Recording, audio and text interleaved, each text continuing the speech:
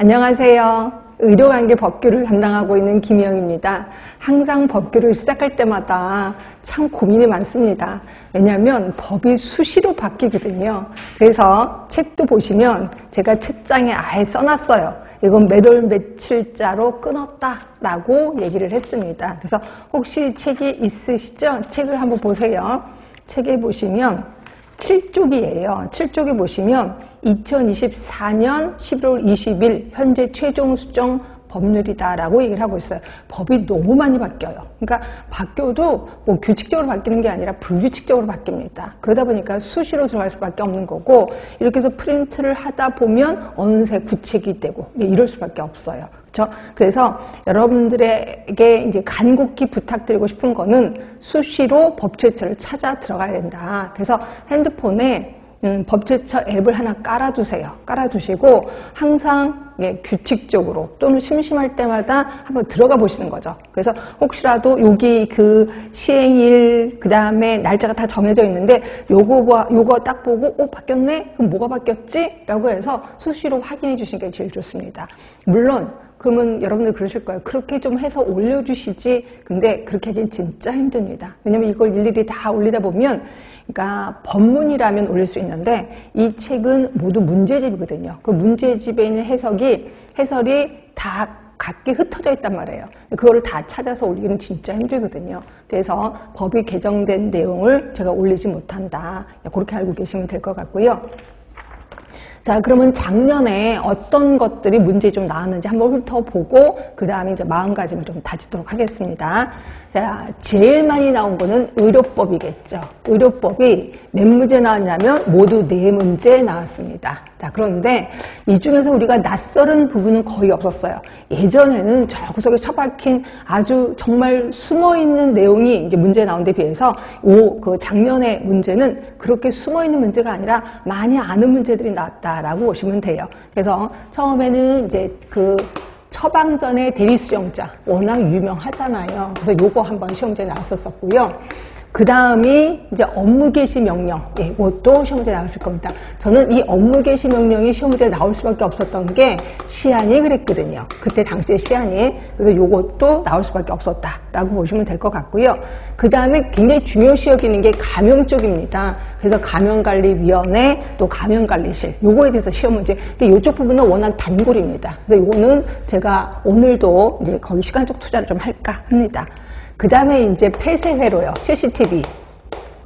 수술실에서 수술하다가 뭐 불이익을 당하는 경우도 있고, 그래서 그것 때문에 CCTV를 굉장히 이슈화시켰거든요. 그래서 그런지 여기 이제 시험 문제 나올 수밖에 없었다. 이렇게 보시면 되고요.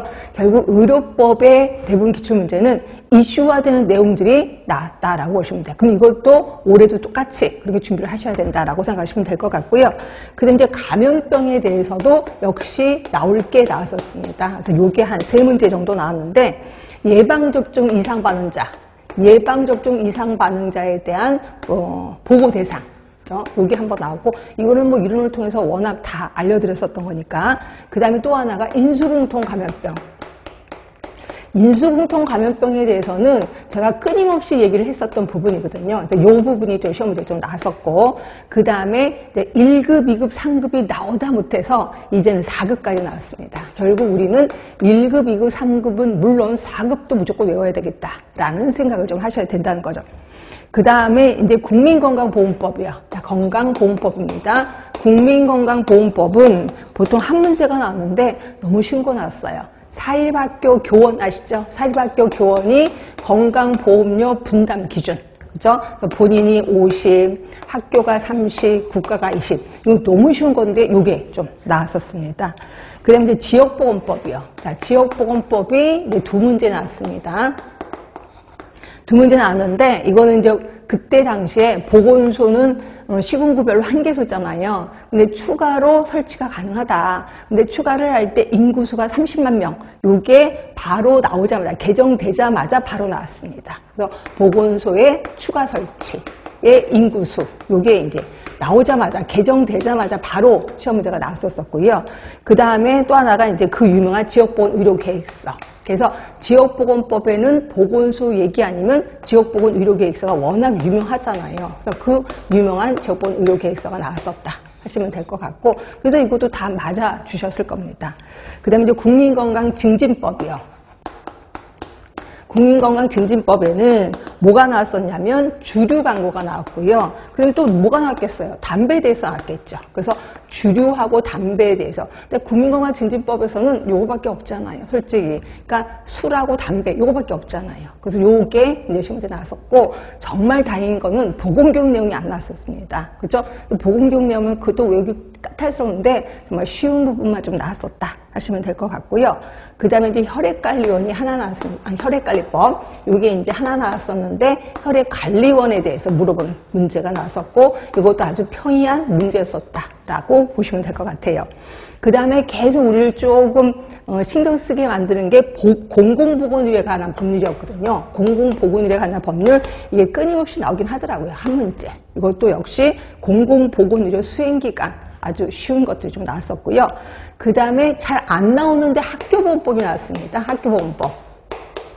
근데 다행히 우리 책에는 학교보건법이 있었고, 제가 또 이거 강의할 때도 학교보건법을 했기 때문에 이것도 수월하게 넘어갔었다. 그래서 감염병 예방 대책을 수립하는 자, 감염병 예방 대책을 수립하는 자가 누구냐?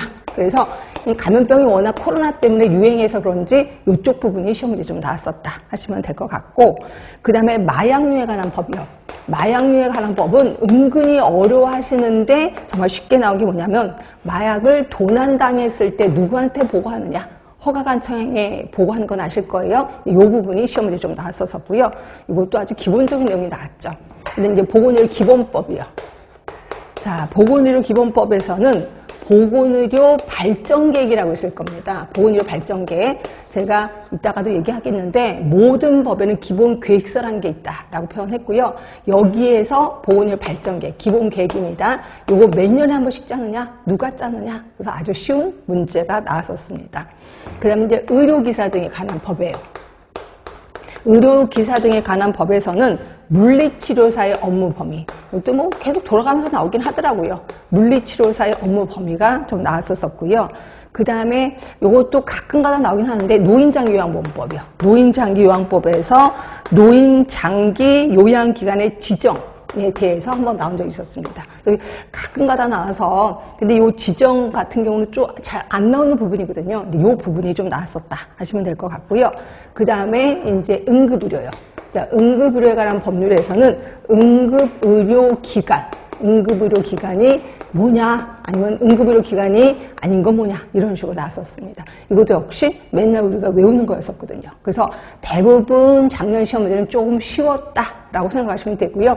이제 한 3년 전만 해도 말도 안 되는 문제가 나왔습니다. 약간 억지스러운 문제가 좀 나왔었고, 그 다음에 잘 모르는 구석진 문제가 좀 나왔었던 점에서 작년 문제는 좀 평이하게 나왔고 좀 쉽게 나왔다라고 보시면 될 것 같아요. 이런 식으로 해서 그럼 올해도 어떻게 할 거냐? 올해도 그렇게 어렵거나 떼쓰는 문제는 나오지 않을 거다. 결국 여러분들이 암기를 좀 많이 해야 되는 그렇지만 너무 막 구석에 처박혀 있는 게 아니라 암기를 요하는 문제들이 좀 많이 나올 거다. 결국 부지런히 암기를 해야 되겠다라는 생각을 좀 드시면 될 것 같아요. 제가 맨날 법규를 할 때마다 그런 말씀을 합니다. 여러분들이 살아오시면서 한 번이라도 이성이랑 사랑을 한 적이 있었을 거예요. 그럼 이성이랑 사랑을 할 때 항상 이성을 생각하죠. 아침에 눈 뜨고 나서 생각하고, 밥 먹을 때 생각하고, 지금 뭐 하고 있을까 계속 생각하잖아요. 이런 것처럼 법규 연구는 그렇게 하시라는 거죠. 그래서 사랑하는 사람을 생각하듯이 지금 법에 대해서 계속 생각하는 거예요. 밥 먹으면서도 생각하고, 버스 타면서도, 지하철 타면서 계속 생각을 하면, 다시 말해서 시간적 투자를 많이 하면 할수록 법은 우리를 배신하지는 않는다는 거죠. 그렇죠? 그러니까 생각을 많이 하면, 또 시간적 투자를 많이 하면 법규 성적은 올라갈 수밖에 없다라고 생각하시면 돼요. 이러다 보니까 여러분들이 조금 꼼꼼해야 되겠다라는 생각을 좀 하시면 될 것 같고요. 자, 그 다음에 잔소리 조금만 더 하겠습니다. 항상 법에는 한 3개가 세트인 건 아시죠? 법이 있고, 그 다음에 시행령이 있고, 그 다음에 시행 규칙이 있습니다. 자, 법은 말 그대로 법이 있고요. 시행령 하면은 대통령령이에요. 대통령령. 그래서 항상 무슨 법에 대통령령에 의거해서라는 문구가 있으면 아, 시행령 보라는 거구나 라고 보시면 되고요. 그리고 시행규칙은 보건복지부령입니다. 보건복지부령. 결국 법에 보건복지부령에 의거해서 하면 이거는 시행규칙을 보라는 거죠. 그래서 대부분 시험 문제는 시행령이나 시행규칙도 어마어마하게 많이 나옵니다. 그래서 제가 오늘 유인물로 나눠드린 그 법에 보시면 법이 있고 거기에 이제 박스가 쳐서 시행령도 나오고 시행규칙도 나올 겁니다. 그래서 이런 부분은 조금 암기를 요하는 문제들이 많은 게 시행령하고 시행규칙이라고 보시면 될 것 같고요. 자, 그리고 또 하나 모든 법에는 아까 제가 얘기한 것처럼 기본계획이라는 게 있습니다. 기본계획. 근데 이 법마다 기본계획서의 이름은 제각기 달라요. 그럼 이 기본계획서 이름을 다 외워야 되나요? 그럴 필요는 전혀 없어요. 딱 느낌에 아 이건 기본계획 같아라는 게 느낌으로 옵니다. 그럼 이제 그렇게 해서 접근하시면 되는데 이 기본계획은 기본이기 때문에 누가 짜냐면 보건복지부 장관이 짭니다. 자, 보건복지부 장관이 몇 년에 한 번씩 짜냐면 5년에 한 번씩 짜요. 자, 그리고 이거를 다 짜면 밑으로 내립니다. 그 밑이 누구냐면 시도지사예요. 자, 그럼 시도지사가 장관의 기본계획을 근거로 자기 시, 자기 도의 실행계획을 짭니다. 자, 요거를 얼마나 자주 짜냐면 매년 짭니다. 매년. 자, 그리고 이걸 다 했다면 또 밑으로 내려요. 자, 그 밑이 누구냐면 시군구청장입니다. 자, 그러면 시군구청장이 장관의 기본계획, 시도지사의 실행계획을 근거로 자기 시, 자기 군, 자기 구의 또 실행계획을 짭니다. 이것도 역시 매년 짜고 있습니다. 결국 대부분의 법의 기본계획서는 위의 뜻이 밑으로 내려옵니다. 결국 상의 하달식의 계획서가 되는 거죠. 자, 그런데 우리가 배우는 법 중에서 딱 하나만 거꾸로 밑에서 위로 올라갑니다. 그게 하위 상달식의 계획서고 이게 그 유명한 지역보건법에 따른 지역보건의료계획서예요. 당연히 시험 문제 많이 나올 수밖에 없습니다. 그렇죠? 그래서 그것도 제가 시간 또 투자를 해서 열심히 알려드리도록 하겠습니다. 그 다음에 또 하나, 자, 걱정이 돼서 말씀드리는 건데 시도지사의 시하고 시군구청장의 시하고 다른 사람인 건 아시지? 자, 시도지사의 시는 서울특별시, 특별시시장, 좀 큰 시를 얘기하는 거고요.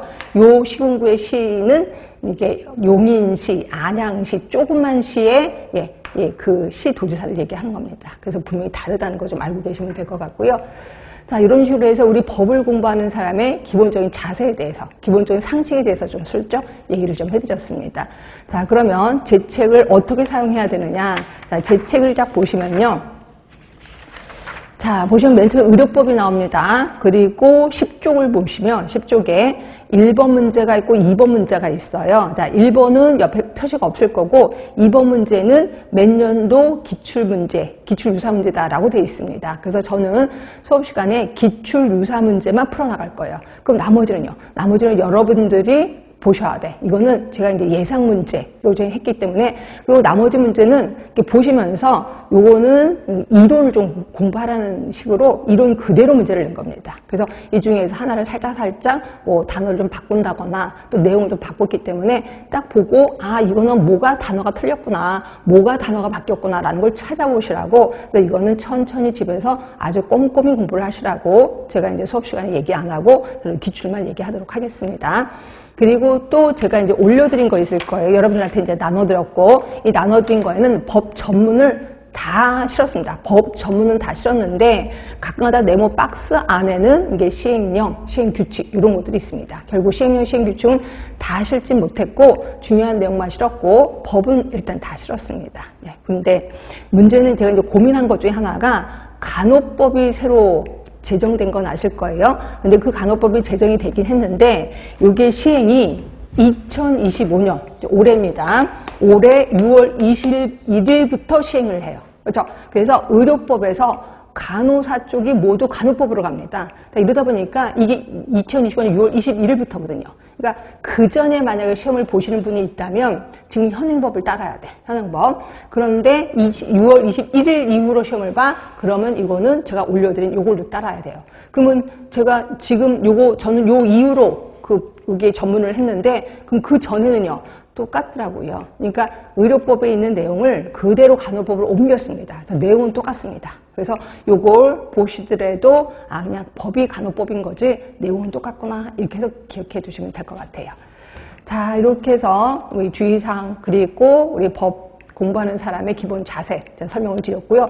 본격적으로 들어가도록 하겠습니다. 일단 제가 법을 한번 쭉 훑어드릴 거고 법의 줄도 더 치실 거고 그거에 관련된 문제도 풀고 뭐 이런 식으로 좀 하도록 하겠습니다. 자, 먼저 의료법을 좀 들어갈 건데요. 의료법 하면 의료인 얘기가 나옵니다. 자, 의료인 하면 모두 5사람인 건 기본으로 알고 계셔야 돼. 자, 일단 의사, 그 다음에 치과의사, 그 다음에 한의사, 자, 그리고 조산사, 그 다음에 간호사가 있습니다. 그래서 요게 요번에 아까 말한 대로 2025년 6월 1일부터는 간호법에 따른 간호사, 이런 식으로 바뀌었더라고요.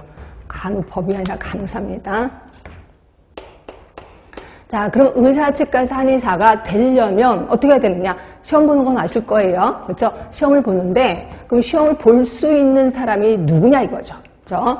누구냐면 일단 졸업한 사람, 의대를 졸업한 사람, 치과의대를 졸업한 사람, 한의대를 졸업한 사람, 졸업한 자 시험 볼 수 있어요. 자, 그러면 의전이라고 들어보셨을 겁니다. 예, 맞아요. 의전을 졸업한 사람. 그 다음에 세 번째는 외국의 학교를 졸업하고, 자, 외국의 학교를 졸업한 사람들이 바로 시험 보면 안 돼요. 외국의 학교를 졸업하고, 그 다음에 그 의사, 치과의사 면허를 가진 사람이, 자, 우리나라에 오면, 결국 미국에 굉장히 잘 나가는 의사가 우리나라에 오면 바로 의사할 수 있어요? 못하는 건 아시죠? 다시 한국 의사 면허를 따야 되거든요. 자, 그런데 외국의 학교를 졸업하고 면허를 받은 자가 한국에 오면 바로 국시를 보는 게 아니에요. 뭘 봐요? 예비시험을 봅니다. 자, 예비시험 1차, 2차가 있어요.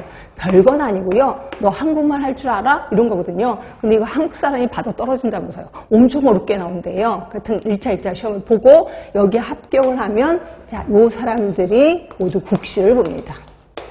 자, 국시를 보고 나서 합격을 하면 보건복지부 장관이 면허를 주게 되는 거죠.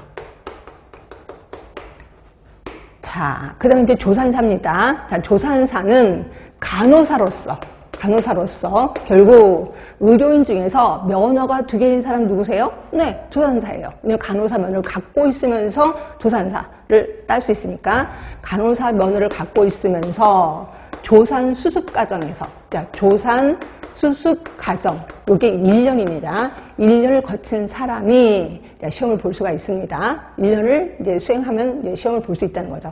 또 한 사람은 자, 외국의 학교를 졸업하고 조산사 면허를 갖고 있는 사람. 네, 이 사람은 또 예비시험 보나요? 아니요, 예비시험 없습니다. 이분들은 바로 국가고시를 볼 수가 있는 거죠. 그리고 합격을 하면 장관이 역시 면허를 주고 있습니다. 자, 간호사입니다. 자, 간호사는 자, 간호대학을 졸업해야 되겠죠. 졸업한 자. 시험 볼 수 있습니다. 자, 그리고 외국의 학교를 졸업하고 면허를 취득한 사람. 역시 이분들도 예비시험 없습니다. 바로 국가시험 볼 수 있고요. 자, 국시 보고 합격을 하면 장관이 면허를 주게끔 되어 있습니다. 그래서 여기 차이점은 의사, 치과의사, 한의사하고 조산사, 강사의 차이점은 예비시험이 있다 없다. 네, 이런 것들 좀 알고 계시면 될 것 같고요. 그 다음에 이제 하는 김에 의료기관도 마저 할게요. 자, 의료법에 따른 의료기관은 크게 3개로 나뉜 건 아실 거예요. 하나가 자, 의원급 의료기관, 그 다음에 조산원, 그 다음에 세 번째가 병원급 의료기관. 자, 의원급 의료기관 하면은 외래 환자를 진료할 목적으로 세워진 거고요. 종류는 3개 있는 건 아시죠? 자, 얘기해 주셔야 돼. 의원, 그렇지. 또 한의원, 또 치과의원 3개 있습니다. 자, 그런데 비해서 조산원은 그냥 조산원, 예, 이따가 확인해 보겠습니다. 자, 병원급은 입원 환자를 진료할 목적으로 세워진 거죠. 자, 종류가 꽤나 많을 거예요. 자, 병원, 그치. 치과병원, 또 한방병원. 요것만 딸랑 있는 건 아니죠? 또가 뭐예요? 요양병원 있죠. 요양병원 시험 문제 굉장히 많이 나오는 요양병원. 그러면 제일 마지막에 들어간 게 정신병원입니다. 정신병원 그리고 종합병원까지. 이게 병원급이에요. 그렇죠? 그런데 요양병원 안에는 모두 하나 제가 여러 번 맨날 주장합니다. 이게 뭐냐면 의료재활시설이요. 의료재활시설. 결국 병원급은 하나, 둘, 셋, 넷, 다섯, 6개나 됩니다. 이거 좀 기억해 두시면 될 것 같고, 그 다음에, 자, 정신병원에 대해서는 별 말이 없어요. 의료법에서는. 여기 이제 정신과 관련된 법이 있는데, 거기에는 50병상 이상이어야 된다라는 말은 있는데, 의료법은 없습니다. 그러면 얘네들요. 병원, 치과병원, 한방병원, 요양병원은, 자, 몇 병상 이상? 그렇지. 30병상 이상입니다. 30병상 이상. 자, 그런데 비해서 종합병원은 몇 병상 이상? 그렇지. 100병상 이상입니다. 자, 100병상 이상. 자, 그런데 이 종합병원 또 다시 둘로 나눠놔요. 어떻게 나눠놔요? 자, 100병상 이상, 300병상 이하요. 이하. 네, 또 하나가 300병상을 초과했을 때야. 자, 300병상을 초과했다는 거니까 301개부터입니다. 301개부터.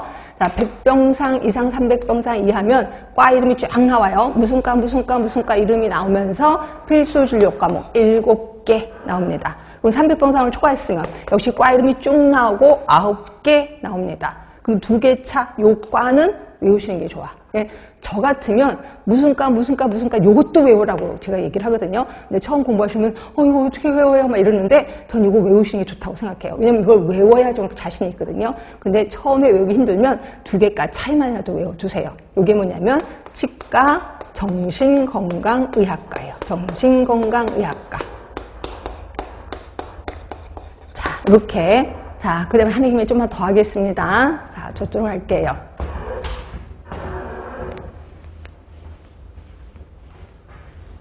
자, 지금은 굳이 안 쓰셔도 돼. 제가 다 이제 법 보고 이제 줄쳐 드릴 겁니다. 자, 내가 의사인데요. 자, 의원급을 개설할 거예요. 의원급 의료기관을 개설할 겁니다. 개설. 자, 내가 조산사인데 조산원을 개설할 거예요. 또 내가 의사인데 병원급 의료기관을 개설할 거야. 자, 개설할 때 이런 거는 상식선에서 그러니까 암기를 해야 돼. 그러니까 제가 항상 상식선에서 얘기하는 거는 그만큼 암기를 하라는 거예요. 또 누가 뚝 치면 답이 딱 나올 수 있게끔. 자, 의원급 의료기관은 시군구청장에게 신고만 하면 됩니다. 신고. 자, 조산원도 마찬가지예요. 시군구청장에게 신고. 자, 병원급은 스케일이 좀 크겠죠. 그래서 이거는 시도지사의 허가입니다. 허가하고 신고가 다르다는 거 당연히 아실 거고요. 자, 근데 내가 이사하고 싶어. 다른 곳으로 이전하고 싶어. 이전하는 것도 똑같습니다. 개설이나 이전이나 똑같이 시군구청장의 신고, 병원급은 시도지사의 허가. 그죠? 자, 그런데 내가 이제 그만두고 싶어. 그러면, 자, 폐업. 또 하나는, 자, 자주 나오는 겁니다. 1개월 이상 휴업하려는 경우. 1개월 이상 휴업하려는 경우, 몽땅 다 시군구청장에게 신고입니다. 자, 이렇게 대부분의 의료기관은 시군구청장 아니면 시도지사입니다. 자, 그런데 보건복지부 장관이 지정하는 의료기관이 있어요. 와, 스케일이 정말 큰 거겠구나 라고 느끼시면 돼. 자, 그러면 보건복지부 장관이 지정하는 의료기관 2개 있습니다. 하나가 상급종합병원, 또 하나가 전문병원. 자, 상급종합병원은 종합병원 중에서 지정합니다. 종합병원 중에서 중증 질환에 대해서 난이도가 높은 의료행위를 하는 곳을 상급종합병원. 아까 제가 필수진료 과목 7개, 9개 있었던 거 기억하시죠? 근데 얘는 필수진료 과목이 20개나 됩니다. 엄청 큰 병원인가 봐. 네, 맞아요. 자, 그런데 비해서 전문병원은 병원급 중에서 지정하고 있습니다. 자, 특정 질환에 대해서 난이도가 높은 의료행위를 하는 곳을 지정하고 있고요. 얘네 둘 다 이거 말고도 갖춰야 되는 것들이 되게 많아요. 요거는 갖춰야 될 게 한 4가지가 됩니다. 20개를 포함해서 4가지. 여기는 2가지거든요. 그러면 시험 문제는 어떻게 나오겠어? 요 2개를 믹스시켜 놓겠죠. 그러면서 다음 중 상급 종합병원의 지정 기준이 옳지 못한 거 뭐냐, 옳은 거 뭐냐, 이런 식으로 나올 겁니다. 이것도 좀 이따 법을 보고 확인하도록 하겠습니다. 자, 그러면 이렇게 4가지를 갖추고 있는지 안 갖추고 있는지 평가를 하겠죠. 누가 평가할까요? 보건복지부 장관이 평가하겠죠. 몇 년에 한 번씩? 3년에 한 번씩 평가할 겁니다. 자, 그럼 전문명호도 역시 평가를 할 겁니다. 누가? 보건복지부 장관이 평가하겠죠. 본인이 지정했으니까 본인이 평가할 겁니다. 자, 몇 년에 한 번씩 하냐면 이것도 역시 3년마다 평가를 한다라고 보시면 돼요. 자, 여기까지 우리 단어들의 유형을 좀 보겠습니다.